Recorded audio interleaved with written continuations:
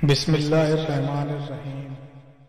اللہ تعالی نے آدم کو مٹی سے پیدا کیا اور ان کا خمیر تیار ہونے سے پہلے ہی اس نے فرشتوں کو یہ خبر دی کہ وہ بہت جلد مٹی سے ایک مخلوق پیدا کرنے والا ہے جو بشرہ کہلائے گی اور زمین میں ہماری خلافت کا شرف حاصل کرے گی۔ آدم کا خمیر مٹی سے گوندھا گیا اور ایسی مٹی سے گوندھا گیا جو نت نئی تبدیلی قبول کر لینے والی تھی۔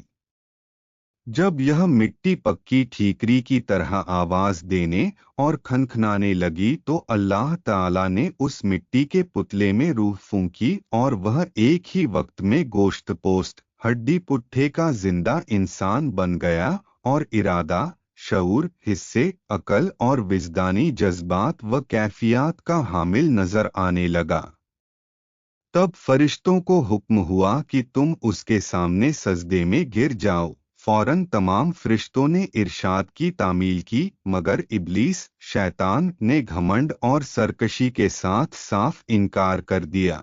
سجدے سے انکار کرنے پر ابلیس کا مناظرہ اللہ تعالی اگرچہ غیب کا علم رکھنے والا اور دلوں کے بھیدوں تک کو جاننے والا ہے اور ماضی، حال اور مستقبل، بھوت، ورتمان، بھوشیہ سب اس کے لیے برابر ہیں، مگر اس نے امتحان و آزمائش کے لیے ابلیس شیطان سے سوال کیا، کس بات نے جھکنے سے روکا؟ جبکہ میں نے حکم دیا تھا۔ ابلیس نے جواب دیا، اس بات نے کہ میں آدم سے بہتر ہوں۔ تو نے مجھے آگ سے پیدا کیا، اسے مٹی سے۔ شیطان کا مقصد یہ تھا کہ میں آدم سے افضل ہوں، اس لیے کہ اللہ نے مجھ کو آگ سے بنایا ہے، اور آگ بلندی اور برتری چاہتی ہے، اور آدم خاکی مخلوق، بھلا خاک کو آگ سے کیا نسبت؟ میں تمام حالتوں میں آدم سے بہتر ہوں، اس لیے وہ مجھے سجدہ کرے، نہ کہ میں اس کے سامنے سجدہ کروں۔ مگر بدبخت شیطان اپنے گھمنڈ میں چور ہونے کی وجہ سے بھول گیا کہ جب تم اور آدم دونوں اللہ کی مخلوق ہو تو مخلوق کی حقیقت خالق سے بہتر خود وہ مخلوق بھی نہیں جان سکتی۔ وہ اپنے گھمنڈ اور غرور میں یہ نہ سمجھ سکا کہ مرتبہ کی بلندی اور پستی اس مادے کی بنیاد پر نہیں ہے جس سے کسی مخلوق کا خمیر تیار کیا گیا ہے، بلکہ اس کی ان صفتوں پر ہے جو کائنات کے پیدا کرنے والے نے اس کے اندر رکھ دیے ہیں۔ بہرحال شیطان کا جواب چونکہ گھمنڈ اور غرور کی جہالت پر قائم تھا، اس لیے اللہ تعالی نے اس پر واضح کر دیا کہ جہالت سے پیدا ہونے والے گھمنڈ و غرور نے تجھ کو اتنا اندھا کر دیا ہے کہ تو اپنے پیدا کرنے والے کے حق کے احترام سے بھی منکر ہو گیا، اس لیے مجھ کو ظالم قرار دیا۔ پس تو اب اس سرکشی کی وجہ سے ابدی ہلاکت کا حقدار ہے، اور یہی تیرے عمل کا قدرتی بدلہ ہے۔ ابلیس نے مہلت طلب کی۔ ابلیس نے جب دیکھا کہ کائنات کے پیدا کرنے والے کے حکم کے خلاف کرنے، تکبر اور اللہ پر ظلم کے الزام نے ہمیشہ کے لیے مجھ کو اللہ رب العالمین کی آغوش رحمت سے مردود اور جنت سے محروم کر دیا، تو توبہ اور ندامت کی جگہ اللہ سے یہ درخواست کی کہ قیامت آنے تک مجھ کو مہلت دے اور اس لمبی مدت کے لیے زندگی کی رسی لمبی کر دے۔ اللہ کی حکمت کا تقاضا بھی یہی تھا، اس لیے اس کی درخواست منظور کر لی گئی۔ یہ سن کر اب اس نے پھر ایک بار اپنی شیطانی کا مظاہرہ کیا، کہنے لگا، جب تو نے مجھ کو مردود قرار کر ہی دیا تو جس آدم کی بدولت مجھے یہ رسوائی نصیب ہوئی، میں بھی آدم کی اولاد کی راہ ماروں گا اور ان کے سامنے، پیچھے، آس پاس اور چاروں اور سے ہو کر ان کو گمراہ کروں گا، اور ان کی اکثریت کو تیرا ناشکر بنا چھوڑوں گا، البتہ تیرے مخلص بندے میرے فریب کے تیر سے گھائل نہ ہو سکیں گے اور ہر طرح محفوظ رہیں گے۔ اللہ نے فرمایا، ہم کو اس کی کیا پرواہ، ہماری فطرت کا قانون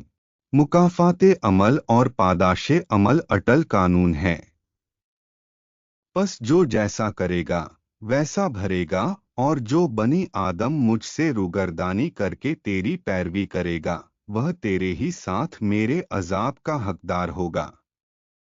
जा, अपनी जिल्लत और रुसवाई और खराब किस्मत के साथ यहाँ से दूर हो और अपनी और अपने पैरोकारों की अब्दी लानत जहन्नम का इंतजार कर। आदम अलैहिस्सलाम की खिलाफत, जैसा कि पहले बयान किया गया है, जब अल्लाह ताला ने हज़रत आदम अलैहिस्सलाम को पैदा करना चाहा तो फरिश्तों को खबर दी कि मैं ज़मीन पर अपना खलीफा बनाना चाहता हूँ जो इख्तियार और इरादे का मालिक होगा और मेरी ज़मीन पर जिसका तसर्रुफ इस्तेमाल का हक हासिल करना चाहेगा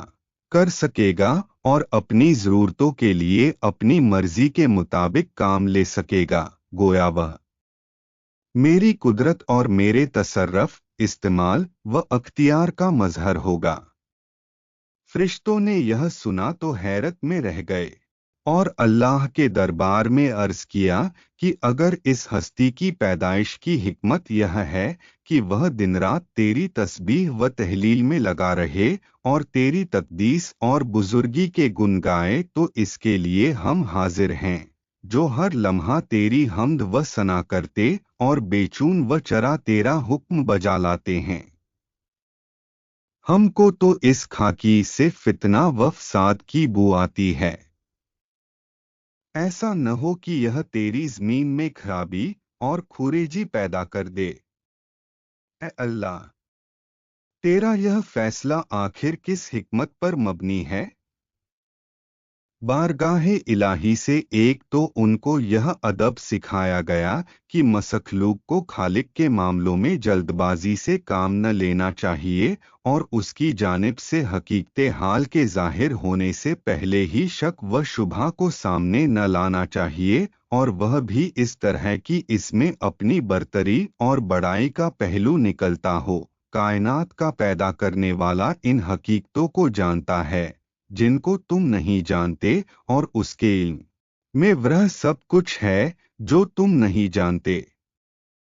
आदम अलैहिस्सलाम की तालीम, इल्म का सिखाना और फरिश्तों का इज्ज़ का इकरार। इस जगह फरिश्तों का सवाल इसलिए न था कि वे अल्लाह ताला से मुनाजरा या उसके फैसले के मुताल्लिक मूशगाफी करें, बल्कि वे आदम की पैदाइश का सबब मालूम करना चाहते थे और यह कि उसको खलीफा बनाने में क्या हिकमत है।